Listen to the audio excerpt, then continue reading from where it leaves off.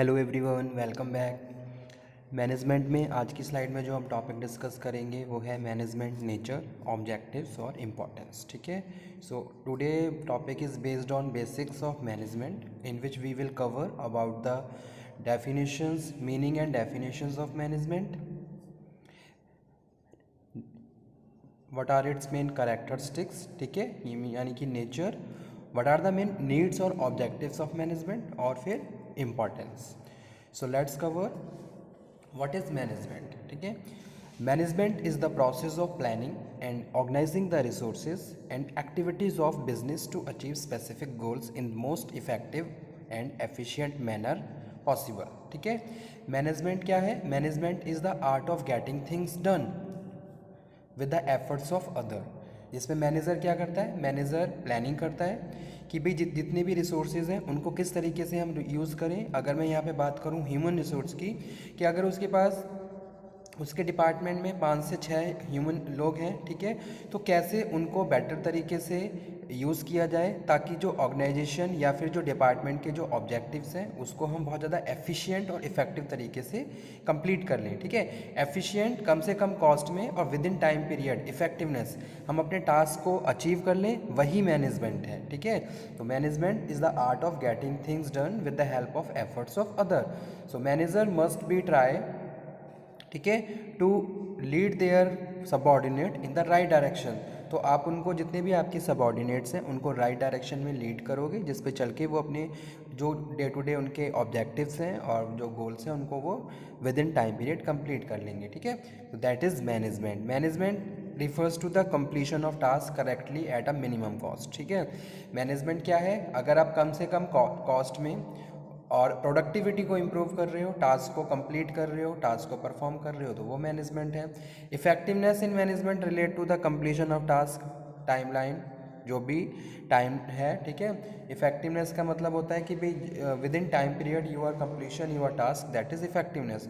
तो अगर मैं किसी भी ऑर्गेनाइजेशन की बात करूँ, that organisation leads with efficiency and effectiveness. ठीक है, जितनी ज़्यादा एफिशिएंसी इफेक्टिवनेस रहेगी उतना बेटर आप रिजल्ट्स को अचीव करोगे और जो भी आपके डिज़ायर्ड गोल्स हैं उनको आप अचीव कर लोगे। ठीक है, so due for the making effectiveness and efficiency management is follow. ठीक है, तो मैनेजमेंट हम फॉलो करते हैं ताकि हम अपनी ऑर्गेनाइजेशन की प्रोडक्टिविटी को इम्प्रूव कर सकें। ठीक है, और एफिशिएंसी और इफेक्टिवनेस को और ज़्यादा इम्प्रूव कर सकें। Okay, that is management. एक और डेफिनेशन यहाँ पे मैं डिफाइन कर रहा हूँ जो कि जॉर्ज आर टेरी ने दी है। उन्होंने बताया कि भी management as a process. Management क्या है? मैनेजमेंट प्रोसेस है where it is consisting planning, ठीक है, organising, staffing, directing, controlling, perform to determine accomplish the objective of use of people and resources. ठीक है, whatever resources you have, organisation में बहुत सारे रिसोर्सेज होते हैं।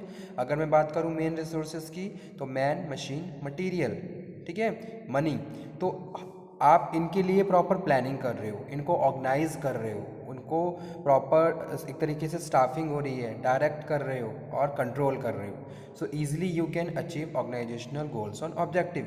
जो भी आपने गोल्स सेट किए हैं, जो भी आपके मेन ऑब्जेक्टिव्स हैं, उनको अचीव करने के लिए you are doing this process, और इसी को हम मैनेजमेंट कहते हैं। It is a systematic way of doing things. ठीक है, चीज़ों को सिस्टमेटिक तरीके से परफॉर्म करना, वही मैनेजमेंट है। कम से कम कॉस्ट में ज़्यादा से ज़्यादा आउटपुट जनरेट करना, प्रोडक्टिविटी इंप्रूव करना विद इन टाइम पीरियड, ठीक है, वही मैनेजमेंट है। ठीक है, so now next slide is based on what are the main characteristics of management. So first one है मल्टी डायमेंशनल।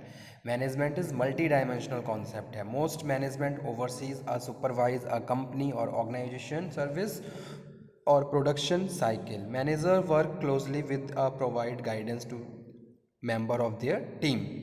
ठीक है, a manager consider a staff member both as an individual with diverse need as a component of larger group। ठीक है, to be effective managers influence their team member to apply their unique strength and toward achieving the organizational goals। तो it is a multi dimensional concept. ठीक है, where you have to perform different things. अगर मैं किसी भी एक department manager की बात कर रहा हूँ, day to day he and she has to perform different task, तो अलग अलग टास्क उसको परफॉर्म करने होते हैं, ठीक है। Sometime he has to supporting their subordinates, sometime he has to perform their own task, sometime they have to train your workers giving the instruction। तो इसीलिए इसको क्या बोलते हैं, it is a multi dimensional concept where you have to make a proper plan, you have to make a proper strategy and implement that strategy plus controlling also, ठीक है। So that's why it is multi dimensional concept, ठीक है। Manager work closely with provide guidance, तो manager क्या कर रहा है, अपने जितने भी सबऑर्डिनेट्स हैं उनके साथ मिलके काम कर रहा है, उनको गाइड कर रहा है, ठीक है। और अगर इंडिविजुअली वो चीज़ों को परफॉर्म कर रहे हैं, ठीक है, और उसको पता है कि भाई इंडिविजुअली टास्क असाइन करना है, ग्रुप में टास्क असाइन करना है, फिर उनका सुपरविजन भी करना है, तो इसलिए इसको मल्टी डायमेंशनल कॉन्सेप्ट कहते हैं। मैनेजमेंट इज़ ऑल्सो डायनामिक, ये डायनामिक भी है, डायनामिक फंक्शन है, कैसे, it involve adapt to change in its environment, ठीक है। डे टू डे बहुत सारे चेंजेस आते रहते हैं and that changes must be accept by the organisation members. तो कैसे एक्सेप्ट करना है, it is the responsibility of manager, और इसी को हम मैनेजमेंट कहते हैं, ठीक है। कि भाई जो भी चेंजेस, जो भी एक्सटर्नल चेंजेस आ रहे हैं, आप उसके हिसाब से अपनी ऑर्गेनाइजेशन को रेडी रखिए, ठीक है, अपने आप को रेडी रखिए और बेटर तरीके से उन चेंजेस को एक्सेप्ट करके अप्लाई करिए, ठीक है। ऐसे यहाँ पे मैं एक एग्जांपल कोट करता हूँ, I am quoting one example here that is related to the government policy, ठीक है। If there is a changes in factory act provisions और company act provisions, so that must be apply in your organizations, ठीक है। अब कैसे apply करना है, that is the responsibility of manager. तो मैनेजर उसके लिए डिसीजन मेकिंग करेगा, प्लान बनाएगा कि भी कैसे हम बेटर तरीके से जो भी चेंजेस आ रहे हैं उनको एक्सेप्ट करें और अपने जितने भी सबऑर्डिनेट्स हैं उनको भी मोटिवेट करें कि ताकि वो उनको ईजिली एक्सेप्ट करके अप्लाई करें, ठीक है। तो इसीलिए इसको डायनामिक फंक्शंस बोलते हैं। whether they are economic, social, political, technological. For instance, a paper company could see a decline in the sales because of rapid adoption of screen digital device, ठीक है। whether the company can still survive depend on how effectively its management can adapt to new market requirements, ठीक है।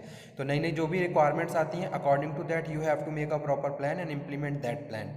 So it is done with the help of followers या फिर subordinates.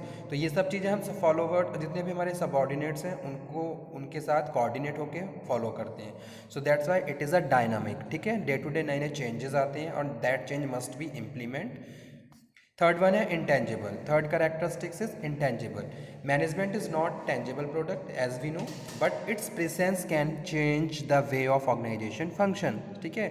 अगर आप देखिए कोई भी ऑर्गेनाइजेशन फुली मैनेज्ड है तो वहाँ पे आपको बहुत ज़्यादा डिफरेंस देखने को मिलेगा उन ऑर्गेनाइजेशन से जहाँ प्रॉपर मैनेजमेंट फॉलो नहीं हो रहा है, ठीक है। Management consist ideologies, policies and human interaction. जब भी हम मैनेजमेंट की बात करते हैं then it is the responsibility of top manager for making a fruitful plan for their organization। तो हम अपनी ऑर्गेनाइजेशन के लिए प्रॉपर एक फ्रूटफुल प्लान बनाते हैं, प्रॉपर पॉलिसी बनाते हैं, जिस पॉलिसी के हिसाब से हमें ऑर्गेनाइजेशन को रन करना होता है, ठीक है। और हाउ टू कम्युनिकेशन प्रोसीड्स, तो वहाँ पे एक कम्युनिकेशन साइकिल भी हम बनाते हैं। So good management helps improve company target achievements, ratios, employ gratification levels and overall ease in the company operations, ठीक है। तो यहाँ पे हम जो बात कर रहे हैं हम बात कर रहे हैं कन्वीनियंस की कि भी कैसे हम बेटर तरीके से ऑर्गेनाइजेशन के ऑब्जेक्टिव को अचीव कर सकते हैं by following policy, procedure, norms and conditions, ठीक है। और that's why it is intangible, ठीक है। मैनेजमेंट क्या है, इट इज़ इंटेंजिबल है नेचर में। वी आर मेकिंग गुडविल, हम अपनी ऑर्गेनाइजेशन की गुडविल क्रिएट कर रहे हैं, रेपुटेशन बना रहे हैं, ठीक है। और मार्केट में हमारी ऑर्गेनाइजेशंस क्या है, बहुत ज़्यादा एक तरीके से रेपुटेड है और जितने भी हमारे कॉम्पिटिटर्स हैं उनके बीच में, just because of you are making a different plan and procedure, ठीक है। Different ideas you are managing और following in your organization. Next slide is based on objectives of management. So what are main objectives of management, कौन कौन से main objectives होते हैं management के, इसको हम ये भी कह सकते हैं व्हाट आर द रिक्वायरमेंट्स और needs of management. So first one है organizational objectives. Management should consider the interest of all company stakeholders including employees, customer and government. Managers are responsible for setting the achieving goals to the organizations. So primary aim of organizations to achieve growth by utilizing its human material or machines. ठीक है, तो सबसे पहले हमारा जो objective है वो यही है कि भाई हमारे पास जितने भी रिसोर्सेज हैं, whether I am talking about human resource, whether I am talking about material, whether I am talking about financial resource, all these resource must be use optimum. ठीक है, optimum and effective utilisation of resources also part of a good management. अगर हम बात कर रहे हैं resources की, तो रिसोर्सेज को आपको ऑप्टिमम यूज़ करना है, बेटर यूटिलाइज करना है, ताकि कोई एक्स्ट्रा कॉस्ट इनकर्ड ना हो. ठीक है, और हर ऑर्गेनाइजेशन ये चाहती है हमें प्रॉफिट हो. तो फर्स्ट ऑब्जेक्टिव यही होता है मैनेजमेंट का. ठीक है, कि primary aim of organisations to achieve growth. और ग्रोथ हम कैसे अचीव करेंगे, जब हमारे पास जो रिसोर्सेज हैं उनको हम बेटर तरीके से यूज़ करेंगे. ठीक है, there are 3 general objective. Survival, आप सर्वाइव करना चाहते हो. प्रॉफिट, आप प्रॉफिट जनरेट करना चाहते हो. And you want to expand, आप ग्रोथ चाहते हो अपनी. That's why you are following a effective management in your organisation. ठीक है,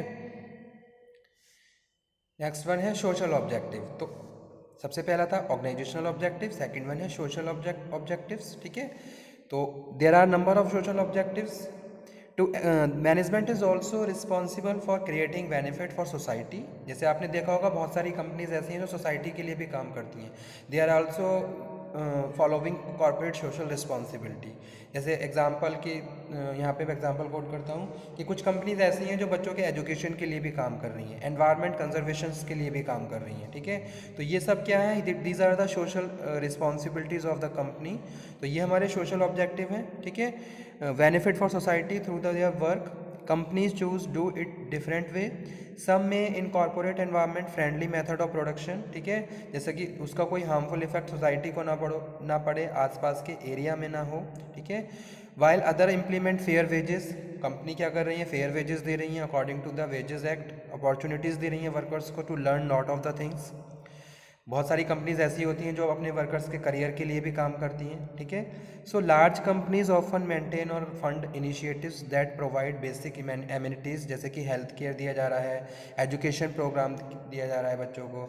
based on scale of their operations, companies often initiate CSR, corporate social responsibility campaigning that benefit society in different veg.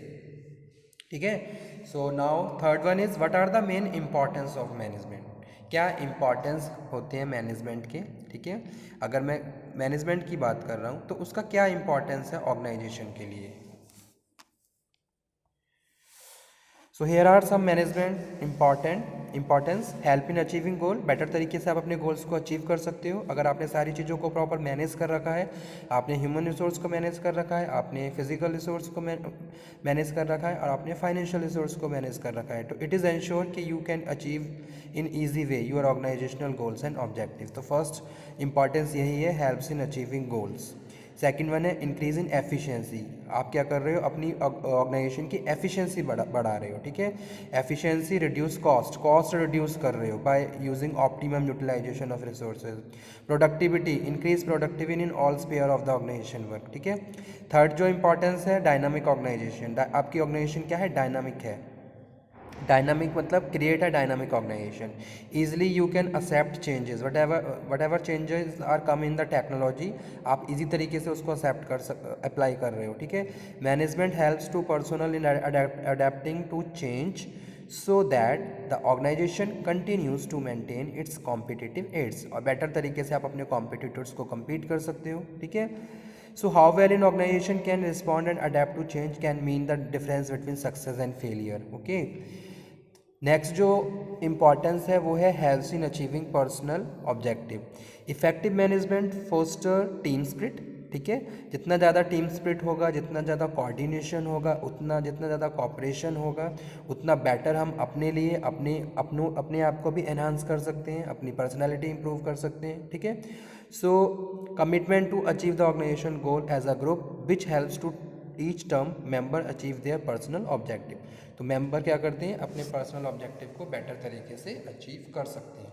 जैसे suppose आप किसी organisation में you are a fresher and now you are going to join a organisation, तो वहाँ पे आपके कुछ personal objectives होंगे कि भाई आप इस ऑर्गेनाइजेशन को ज्वाइन कर रहे हो, तो आपने ये चीज़ें यहाँ पे क्या करनी है, लर्न करनी है, ठीक है। You want to learn number of the things, किस तरीके से ऑर्गेनाइजेशन काम करती है, क्या हायरार्की होती है, किस तरीके से हमें सर्वाइव करना है, ठीक है, किस तरीके से हमें अपने इंटरपर्सनल रिलेशन मेंटेन करने हैं। तो वहाँ से आप बहुत सारी चीज़ों को सीखते हो जो आपके प्राइमरी ऑब्जेक्टिव्स होते हैं, ठीक है। तो इस तरीके से बेटर तरीके से हम अपने जो पर्सनल ऑब्जेक्टिव्स हैं उनको भी अचीव कर सकते हैं, ठीक है। Okay, thank you very much for today slides. If you have any doubt, any query, then you can again discuss. Okay student, thank you very much, thank you.